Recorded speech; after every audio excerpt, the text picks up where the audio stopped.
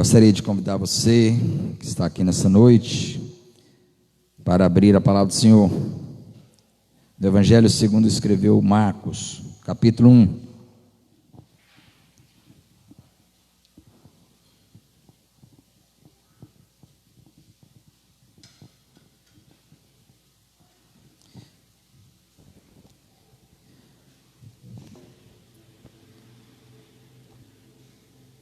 Início do Evangelho, Marcos, capítulo 1.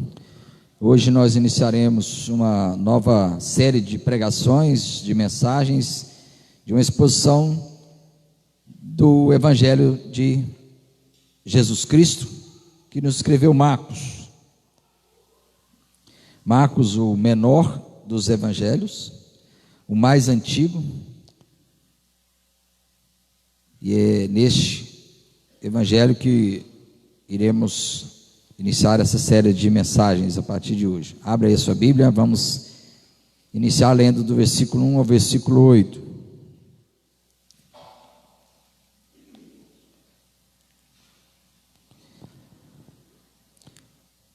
Princípio do Evangelho de Jesus Cristo, Filho de Deus, conforme está escrito na profecia de Isaías: Eis aí, envio diante da tua face o meu mensageiro, o qual preparará o teu caminho. Voz do que clama no deserto, preparai o caminho do Senhor, endireitai as suas veredas. Apareceu João Batista no deserto, pregando o batismo de arrependimento para a remissão de pecados. Saíam a ter com ele toda a província da Judéia e todos os habitantes de Jerusalém, e confessando os seus pecados eram batizados por ele no rio Jordão. As vestes de João eram feitas de pelos de camelo. Ele trazia um cinto de couro e se alimentava de gafanhotos e mel silvestre.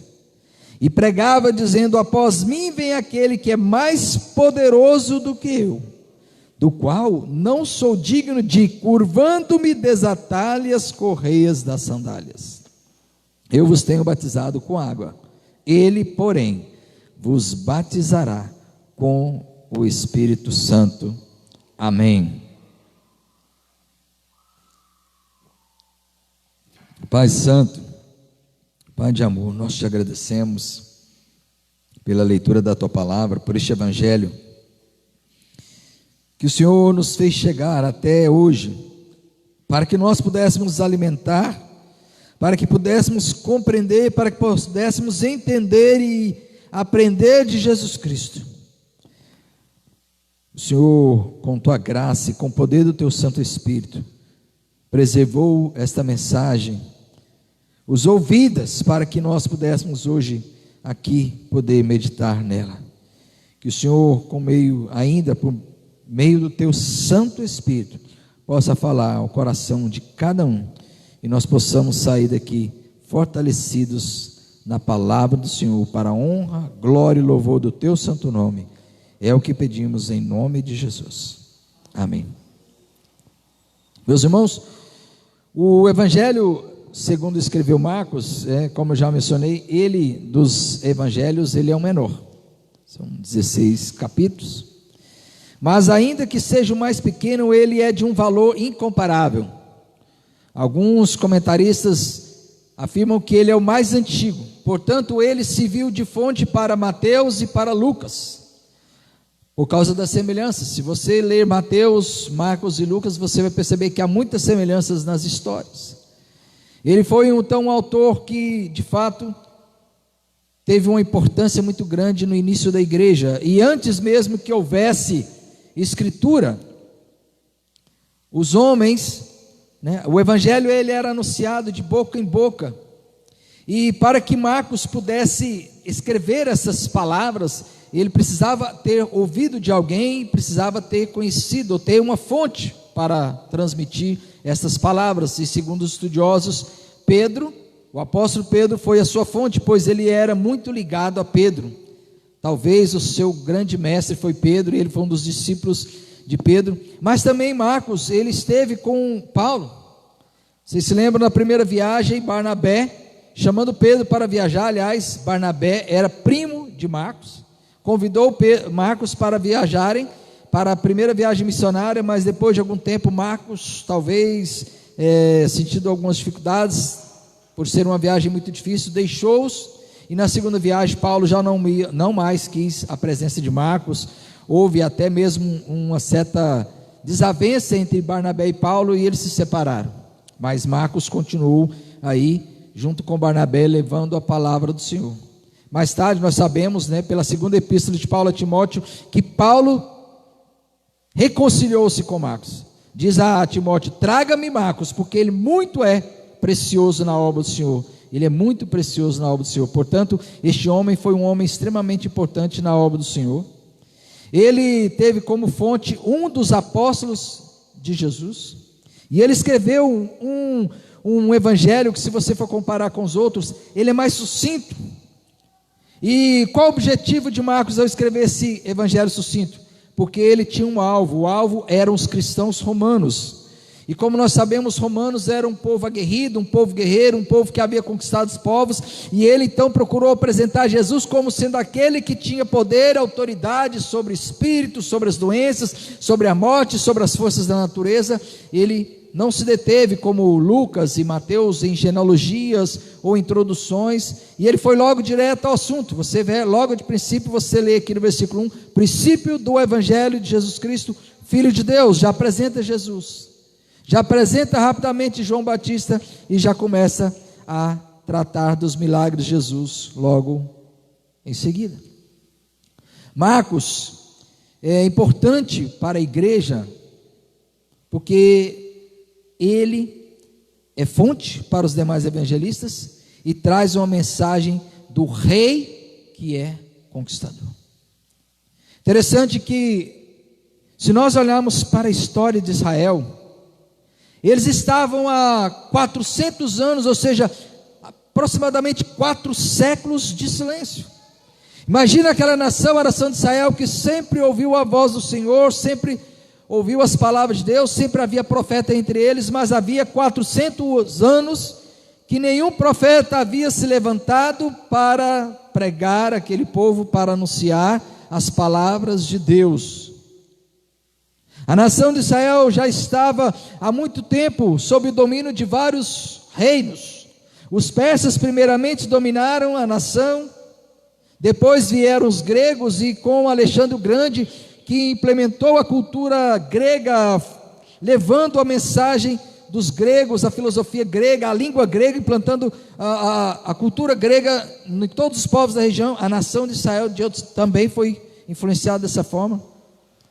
Por causa inclusive dessa influência dos gregos, muitos estavam se desviando da lei de Deus. A lei de Deus já não era mais lida, poucos tinham conhecimento, havia um analfabetismo muito grande, o povo mesmo não tinha conhecimento da lei, apenas os religiosos, a elite sacerdotal, os fariseus, os escribas, e o povo estava como que aprisionado.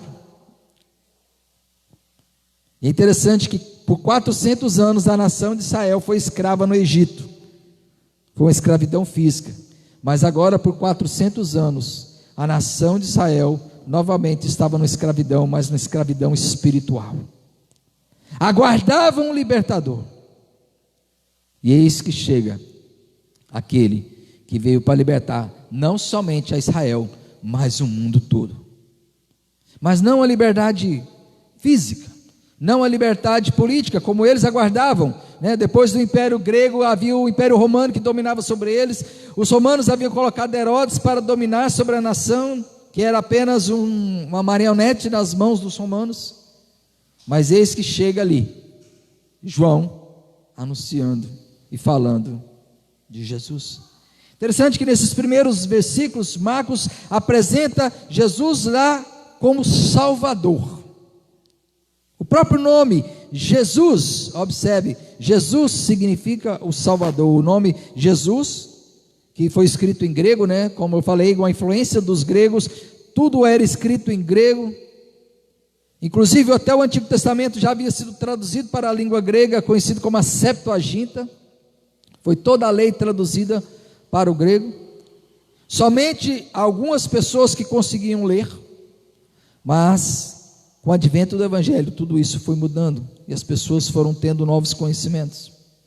E é interessante, meus irmãos, que quando Marcos apresenta Jesus como sendo o princípio do Evangelho de Jesus, ele apresenta-o como não somente o Salvador da nação, mas o Salvador do mundo. O nome de Jesus em grego é Jesus, é uma transliteração do hebraico Joshua ou Yeshua, que é o nome para Josué e que significa Deus salva, e o nome dele significa Salvador.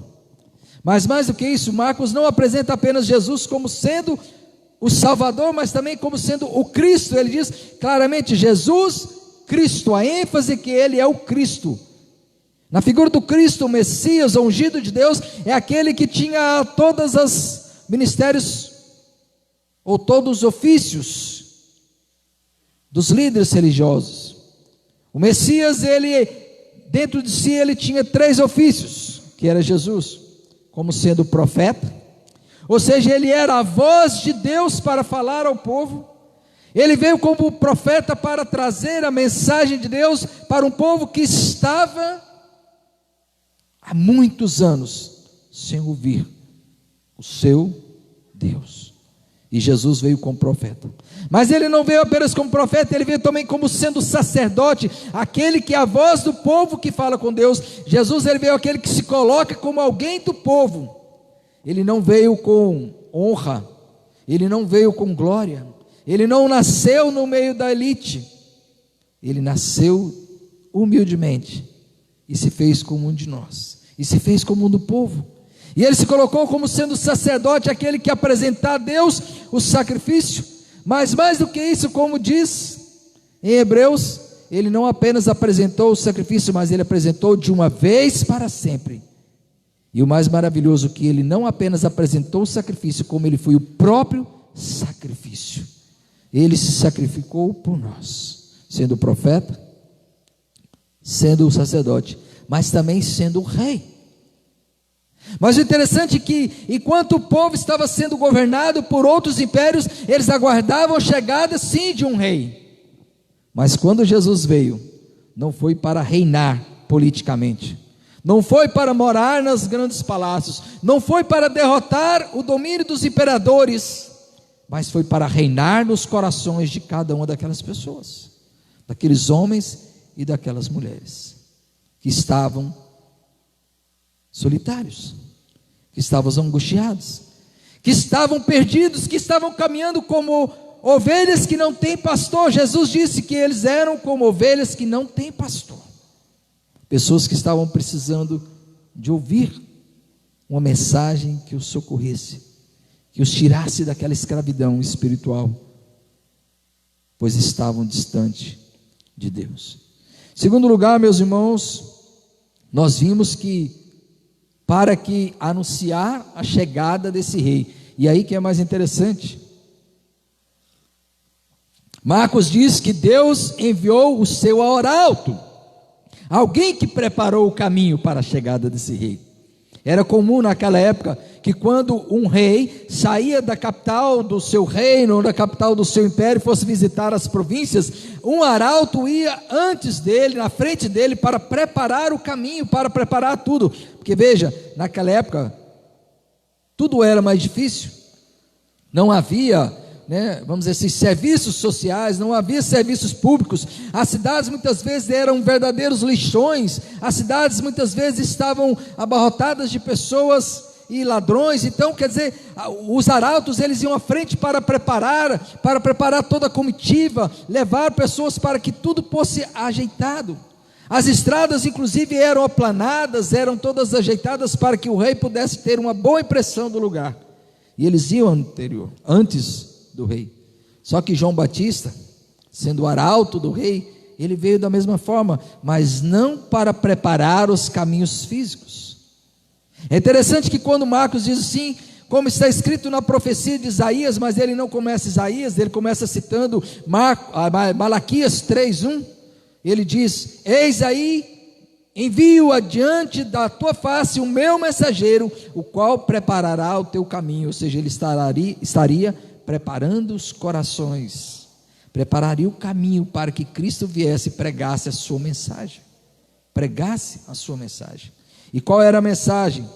Ele diz aqui, aí sim citando Isaías: voz do que clama no deserto, é Isaías 40, voz do que clama no deserto, preparai o caminho do Senhor, endireitai as suas veredas. Ele não traz, todo o texto de Isaías que fala a respeito do arauto, mas Lucas, no texto paralelo, traz, ele vai nivelar os montes, ou rebaixar os montes, ele vai nivelar os vales, para que eles pudessem estar no mesmo nível dos montes, e ele iria também endireitar os caminhos tortuosos, e aplanar os caminhos escabrosos. Que são caminhos escabrosos? São caminhos desnivelados, caminhos todos cheios de buracos, cheios de defeitos, ou seja, isso se referia não às estradas de Israel, mas se referia aos corações do povo. É importante lembrar, como eu falei, que nesse tempo, os corações dos judeus haviam se afastado de Deus. Muitos estavam vivendo longe e distante de Deus. As pessoas estavam ansiosas, desejando ouvir uma palavra de Deus, mas não ouviam.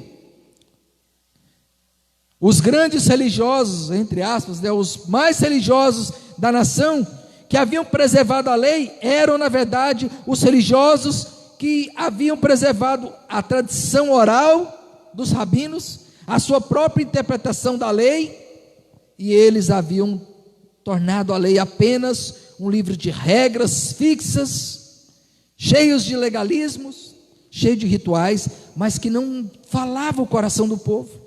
Por isso que quando Jesus chegou, as pessoas se admiravam, porque Jesus falava com autoridade. Lembra-se quando nós falamos no final do Sermão do Monte? Ele falava com autoridade, porque falava coisas que realmente eram palavras de Deus, enquanto aqueles religiosos não levavam a mensagem. Aqueles homens eram muito altivos, muito orgulhosos. Os religiosos estavam como que montanhas que precisavam ser rebaixadas. O povo estava como vales ali, longe de Deus, e precisavam ser elevados. Os corações estavam todos distorcidos, não havia mensagem de Deus, e eles precisavam de preparação. E eis que João, olha o que João vinha fazendo, diz aí, versículo 4, apareceu João, onde? No deserto, pregando o batismo de arrependimento para a remissão de pecados. E que é muito interessante, meus irmãos, o batismo não era algo estranho para os judeus. Era comum entre os judeus que eles fizessem prosélitos, ou seja, que eles pregassem a lei de Deus, que eles ensinassem a lei de Deus e falassem sobre o Deus de Israel para outros povos que vinham até eles para conhecer este Deus. Gentios iam até eles e eles precisavam então ser ensinados na lei, conhecer toda a lei. Eles precisavam passar por 3 processos. Um deles era ser circuncidado, como símbolo da aliança. O outro, eles deveriam apresentar um sacrifício, e o terceiro, eles deveriam passar por uma lavagem cerimonial, para que eles pudessem ser purificados, e assim pudessem ser parte do povo de Deus, ou seja, era o batismo. Mas acontece que agora, João, ele estava batizando as pessoas, não gentios, não pessoas de outras nações, mas os próprios judeus, e o mais interessante é que eles estavam se batizando. O texto diz que eles saíam de vários lugares, de toda a Judéia, província da Judéia, e também os habitantes de Jerusalém iam para serem batizados por ele no Rio Jordão. Por quê? Porque aquela mensagem de João tocava seus corações. João tinha a autoridade de um profeta, e depois de 400 anos de silêncio, Deus levantou aquele profeta para trazer uma palavra que tocava no coração daquelas pessoas. A mensagem dele era mensagem de arrependimento. Ele dizia: arrependei-vos, arrependei-vos, porque é chegado o reino dos céus. Ou seja, antes de chegar o evangelho, interessante que Marcos fala do princípio do evangelho. Evangelho significa boas novas, mas antes que o evangelho das boas novas, das boas notícias chegasse para o coração do povo, era necessário que o povo se arrependesse. Meus irmãos, o evangelho não transforma corações que não se arrependem. Não adianta apenas ouvirmos o Evangelho, nos alegrarmos com o Evangelho, fazermos parte da igreja, talvez até nos batizarmos, mas se não houver arrependimento nos corações, não há, como diz aqui, remissão de pecados. E o que é remissão? A remissão é a expulsão dos pecados. Interessante que esse termo, remissão dos pecados, nos leva até as práticas do Antigo Testamento, como a prática do bode expiatório. Você se lembra dessa prática? Havia um certo momento em que o sacerdote, ele iria apresentar a Deus 2 animais. Um deles seria sacrificado, o seu sangue seria derramado como sacrifício para Deus, para que os pecados pudessem ser perdoados, um oferecimento a Deus. Mas o outro estaria vivo e ele colocaria a mão sobre a cabeça deste animal, e ele oraria e ali confessaria todos os pecados do povo e o seu próprio pecado, e então ele seria enviado ao deserto. Ou seja, o simbolismo é que aquele animal iria embora e levaria para longe do povo os pecados, os seus pecados.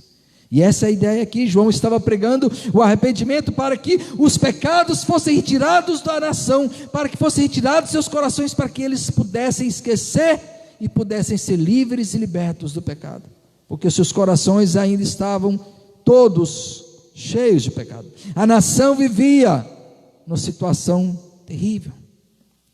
Havia um crescimento de divórcios, havia um domínio da ignorância, escuridão espiritual, e as pessoas precisavam se arrepender. Mas aquela mensagem de João era tão poderosa que as pessoas saíam do deserto e iam até João. Olha João, quem era João, meus irmãos? O texto diz no versículo 6 que as vestes de João eram feitas de pelos de camelo e ele trazia um cinto de couro.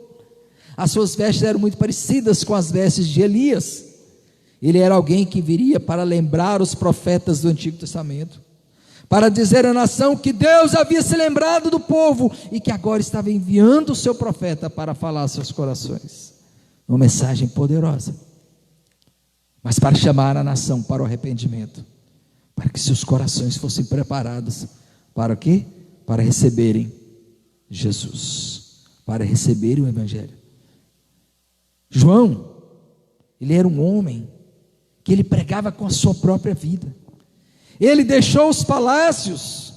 Os fariseus, eles andavam todos bem vestidos, eles tinham vestes muito elegantes. Jesus diz que eles até alongavam os seus filactérios, eles gostavam dos primeiros bancos, eles gostavam de comer em banquetes, eles gostavam de estar na elite. Mas João não, ele estava no deserto, vestindo-se como um homem simples, comendo uma alimentação muito simples, ou seja, apenas gafanhoto e mel silvestre. Talvez, é claro, ele comesse outras coisas, algumas frutas, alimentos muito simples, mas era a base da sua alimentação, eram gafanhotos. Se tirava a cabeça, as patas, as asas, e torrava ou assava, e comia com mel, que era muito fácil de encontrar nas rochas, nas cavernas, era onde ele vivia. O deserto da Judéia era um lugar muito escabroso, era um lugar muito difícil de se viver, era um deserto mesmo, com muitas pedras calcárias. O lugar era difícil, era horrível.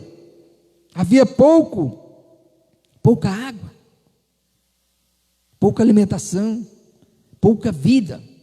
Mas eis que Deus levantou um homem e o mandou para o deserto. E onde estavam as pessoas? O texto diz que toda a província da Judéia e todos os habitantes de Jerusalém, provavelmente uma hipérbole, né? Não que todos fossem, mas muitas pessoas eram atraídas e iam para ouvir as palavras de João. As palavras que Deus havia dado a ele, para preparar os corações daqueles que estavam tão longe de Deus, tão carentes de ouvir uma mensagem poderosa. Terceiro lugar, meus irmãos, João era um filho de um sacerdote. João, ele era um grande profeta, e o próprio Jesus diz que dentre todos os homens, ele é o maior de todos os profetas. A mensagem que ele estava trazendo era uma mensagem poderosa, vinda no momento de escassez espiritual, de miséria espiritual do povo. As pessoas estavam todas indo após João, ouvindo João, mas esse João, apesar de tudo isso, Apesar de, vamos dizer assim, de todo o seu sucesso ministerial, com tantas pessoas indo ouvir a sua palavra, indo ouvir a mensagem que ele pregava, ele era um homem extremamente humilde. E humilde que se humilhava e exaltava a Jesus. Interessante que um dos primeiros discípulos de João foi Filipe. E quando Jesus passou por ele, quando ele estava batizando o Rio Jordão, ele disse: eis aí o Cordeiro de Deus, que tira o pecado do mundo, ou seja, que ele leva o pecado do mundo, arranca o pecado do mundo daqui. Sabe o que Filipe fez? Ele decidiu segui-lo junto com outro discípulo, e João não se importou. Na verdade, João tinha esse objetivo. Ele era alguém que simplesmente veio para apresentar o mestre e depois sair da história. E ele disse: o importante é que ele cresça e que eu diminua. Olha as palavras de João. E pregava dizendo: após mim vem aquele que é mais poderoso do que eu. João, as pessoas tinham medo dele.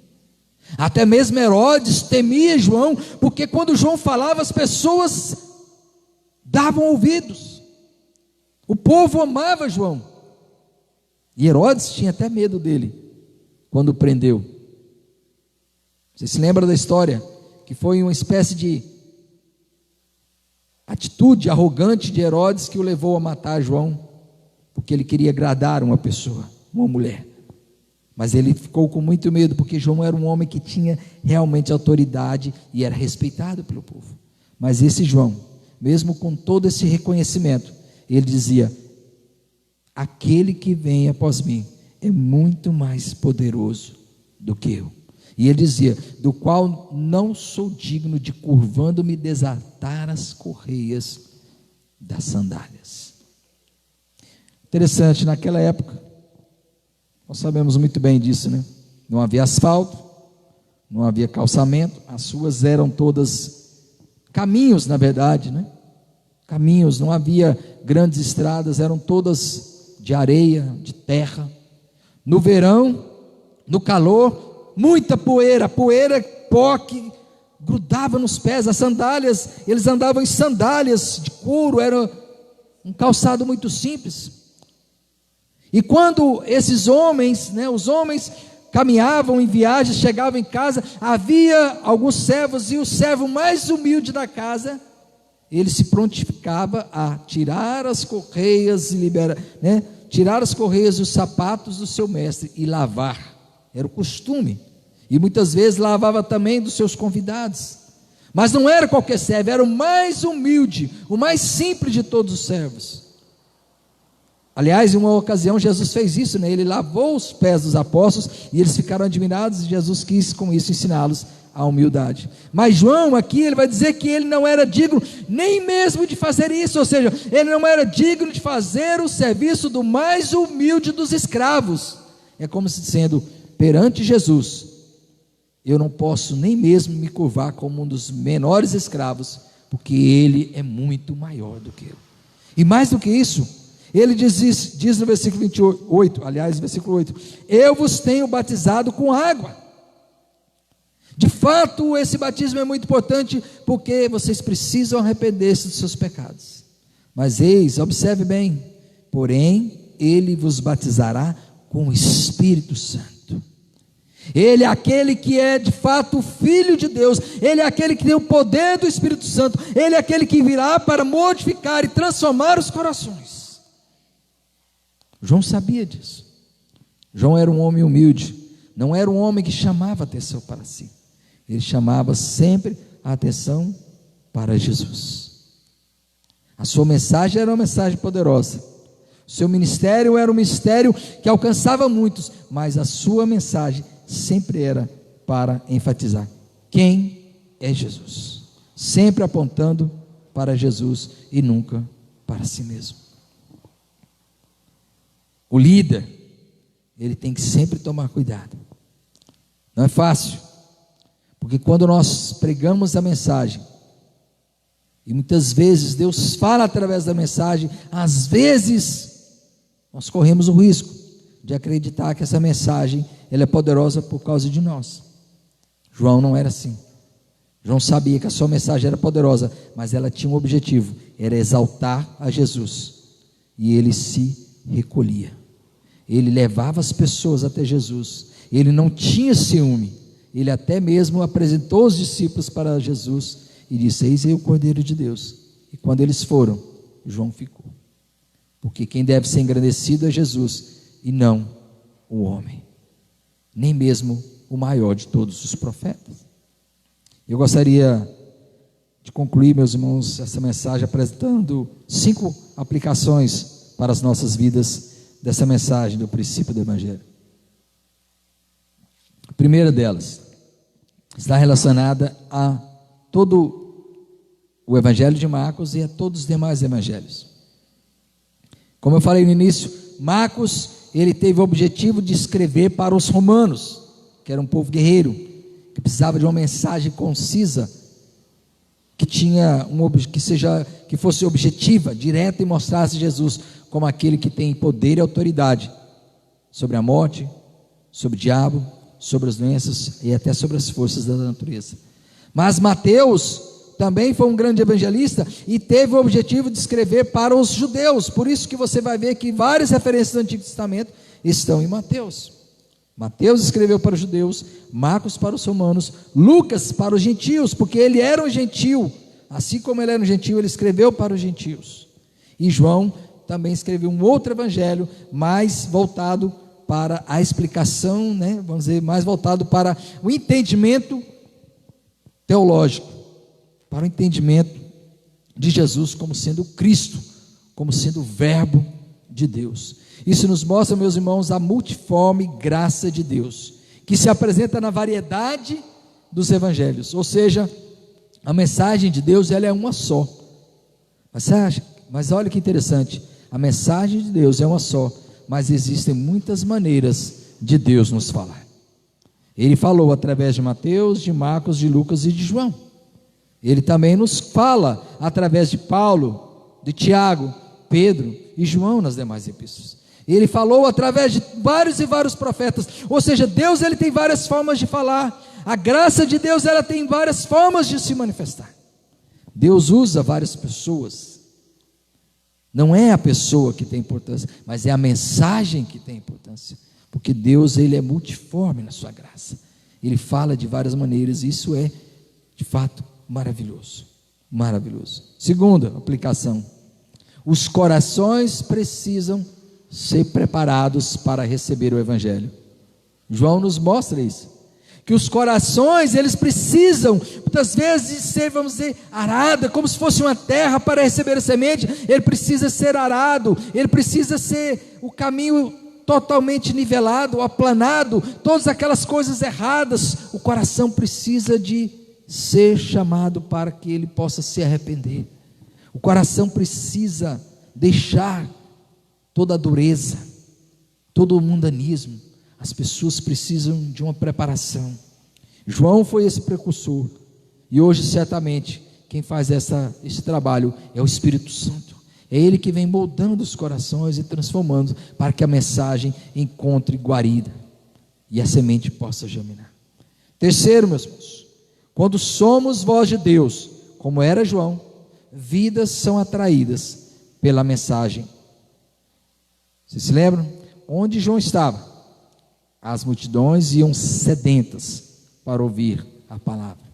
As pessoas deixavam todo o comodismo de Jerusalém, todo o luxo, toda a pompa do templo de Jerusalém, das sinagogas, mas corriam para ouvir aquela palavra, porque sabiam que era a voz de Deus.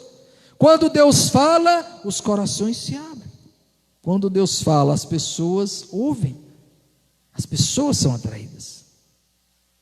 Isso é maravilhoso, saber que quando o Espírito Santo fala, quando Deus usa, as pessoas vão ouvir, elas vão escutar o que Deus tem a falar.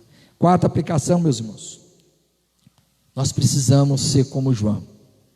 Nós precisamos reconhecer a nossa pequenez. Nós precisamos compreender que nós não somos nada diante do nosso Deus. Veja, o maior dos profetas, ele se considerava como indigno de desatar as sandálias de Jesus. Muitas vezes nós achamos que somos alguma coisa. Nós nos preocupamos quando o nosso nome, muitas vezes alguém fala de nós. Muitas vezes nós nos preocupamos quando as pessoas muitas vezes nos desprezam. Nós nos preocupamos quando as pessoas talvez nos ignoram. Mas o mais importante não é que o nosso nome seja reconhecido, é o nome de Jesus é que tem que ser glorificado. Nós temos que muitas vezes ser humildes. E quantas vezes nós achamos que o nosso nome deve estar em destaque?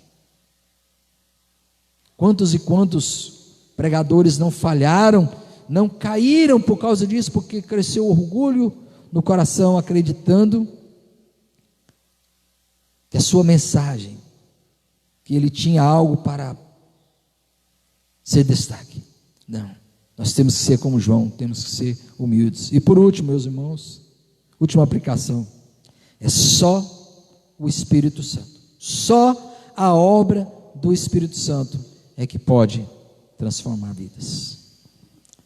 Algumas pessoas podem frequentar igrejas, podem até ser batizadas. Quantas pessoas não foram batizadas por João?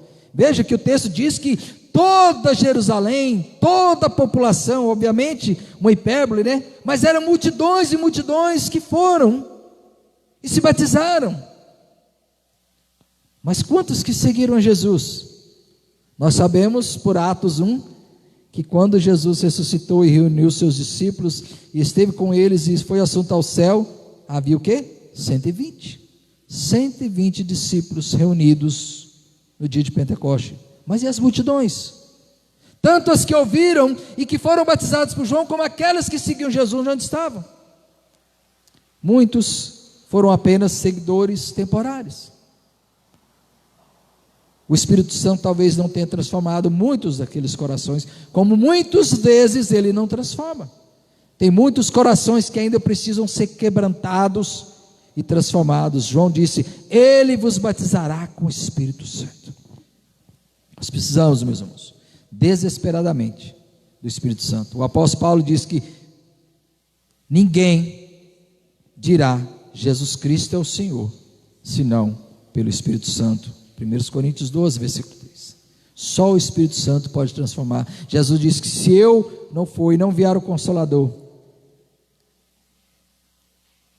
eu não vierei o Consolador, mas ele veio, ele disse: ele convencerá o homem do pecado, da justiça e do juízo. É o Espírito Santo que faz isso. É o Espírito Santo que transforma o coração. É o Espírito Santo que nos ensina todas as coisas. É o Espírito Santo que muda as vidas. E nós precisamos. E nós podemos clamar. Lembra quando Jesus disse: batei, pedi e dá-se-vos-á, batei e abrir-se-vos-á, buscai e achareis? O Espírito Santo. Nós devemos buscar constantemente, ser cheios, porque é Ele que vai transformar e que vai mudar as vidas, não somente a nossa, como também daqueles que são alvos da nossa mensagem, da nossa pregação. Amém? Vamos orar mais uma vez. Pai Santo, Pai de amor, nós te agradecemos pela Tua palavra que é tão maravilhosa, que nos ensina coisas tão profundas e tão maravilhosas. Nós sabemos, ó Pai, que o Senhor não nos deixou sem testemunho.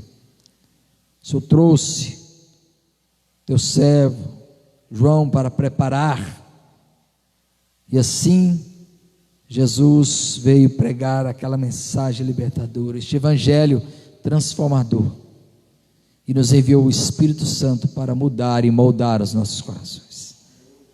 Continue a falar conosco, ó Deus, e nos transformar a cada dia, nos preparar para o encontro final com o Senhor, segundo a Tua vontade, segundo a Tua graça, que nós possamos ouvir a Tua voz tão maravilhosa, tão perfeita, tão cheia de graça, a voz do Teu Santo Espírito. Amém. Deus abençoe, meus irmãos. Gostaria de convidar agora aqui à frente os nossos presbíteros.